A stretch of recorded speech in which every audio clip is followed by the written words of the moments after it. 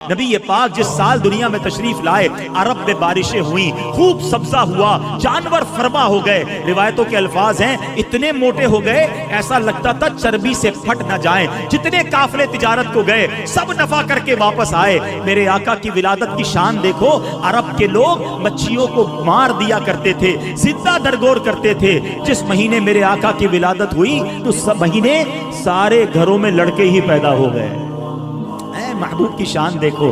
اچھا، پیارے آقا علیہ الصلوۃ والسلام کی آمد کے وقت ایک اور بڑا کمال کا واقعہ ہوا۔ کفر کے جتنے ایوان تھے نا، سب کو میسج گیا، سب کو بتایا گیا کہ نبی پاک کی آمد ہونے والی ہے، سچے دین کے رکھوالے کی آمد ہونے والی ہے۔ کعبے میں بت تھے، وہ اوندھے گر گئے۔ ایک آگ جلائی تھی فارس ایران میں آتش پرستوں نے۔ انہوں نے کیا کیا تھا؟ ان کا دعویٰ یہ تھا کہ فرام لاسٹ 1000 years، 1000 سال ہو گئے ہماری آگ نہیں بجھتی اور بجھنے بھی نہیں دیتے تھے، مگر جب